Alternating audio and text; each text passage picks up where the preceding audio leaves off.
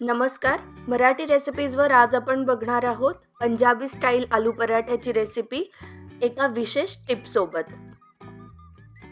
सगळ्यात पहिले आपण कणिक भिजवून घेणार आहोत. त्यासाठी मी एका बोलमध्ये कणिक प्लस त्याच्यामध्ये चवीप्रमाणे मीठ, अर्धा चमचा ओवा, 1 टीस्पून तेल टाकलंय. हे ड्राय मिक्स करून मी आता ही कणिक मळून घेणार आहे.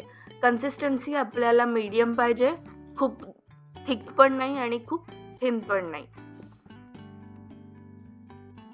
कणिक मळून झाल्यानंतर आपल्याला आता याला तेल लावून साईडला झाकून ठेवून द्यायची आहे कणिक. आणि आता आपण बघूयात की स्टफिंग कसं करायचं.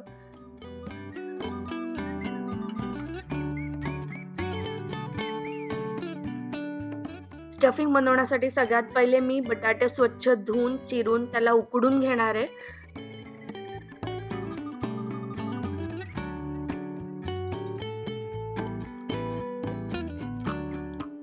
उकडलेले बटाटे व्यवस्थित मॅश करून घ्यायचेत. आपल्याला एकजीव झालं पाहिजे असं.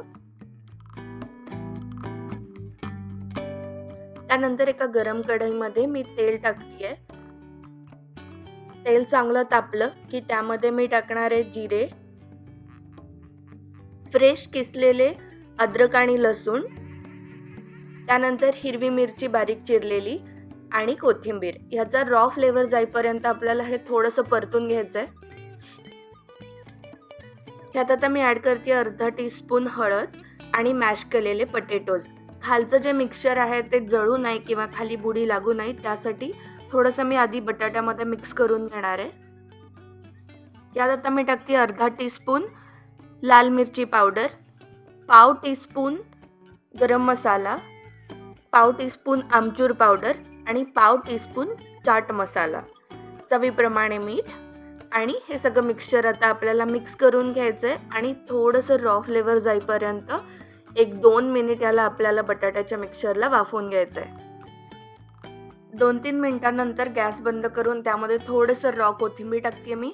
आणि आपल्या रेसिपीमधलं सिक्रेट हे आहे की अख्खे धने जे आहेत ते मी ड्राय रोस्ट करून घेतले तव्यावर आणि त्याला खलबत्त्यामध्ये कुटून त्याची बारीक पावडर बनवली आहे. या मिक्सचरमध्ये थंड झाल्यानंतर मी ही बारीक पावडर मिक्स करून सगळं मिश्रण एकजीव करून घेणार आहे आणि त्यानंतर त्याचे बॉल्स बनवून साईडला ठेवून देणार आहे.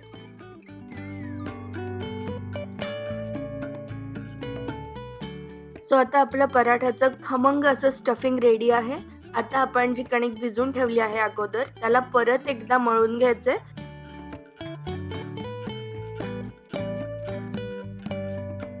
त्यानंतर एक मीडियम साईजचा उंडा बनवून आपल्याला जाडसर अशी छोटी पोळी फुलक्या एवढी लाटून घ्यायची आहे आणि त्यामध्ये जे आपण स्टफिंग बनवलेलं आहे ते स्टफिंग टाकून ह्याला सगळीकडून बंद करून घ्यायचं आहे, अगदी पुरणाच्या पोळीसारखं.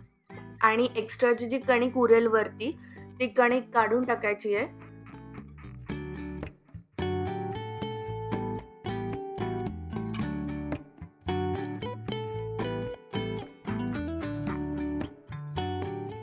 जास्तीची कणिक काढल्यानंतर ओपन झालेलं तोंड आपल्याला बंद करून घ्यायचं कणकीचं, सो दॅट आपलं स्टफिंग लाटताना बाहेर येणार नाही.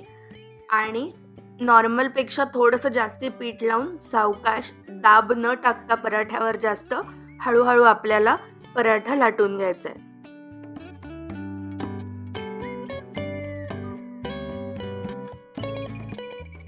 पराठा लाटून झाल्यावर सावकाश आपल्याला तव्यावर ट्रान्सफर करायचा आहे आणि ह्याला भाजतानाच आपल्याला दोन्ही पण साईडनी थोडं थोडं बटर लावायचं आहे. खूप सुंदर चव येते पराठ्याची बटर लावल्यानंतर.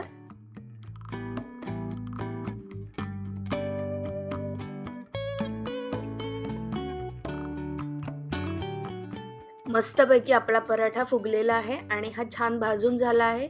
ह्याला मी आता तव्यावरून ताटामध्ये ट्रान्सफर करते. हा पराठा तुम्ही पुदिन्याची चटणी, लोणचं, दही यासोबत एन्जॉय करू शकता. आणि शेवटी बटरचा एक क्यूब ह्यावर ॲड करायला बिलकुल विसरू नका. ही रेसिपी नक्की ट्राय करा. तुम्हाला रेसिपी आवडली तर हा व्हिडिओ फेसबुक आणि व्हॉट्सॲपवर शेअर करायला बिलकुल विसरू नका. आणि प्लीज मराठी रेसिपीज या चॅनलला सबस्क्राईब करा. परत भेटूया तशाच सोप्या रेसिपीसोबत. तोपर्यंत बाय.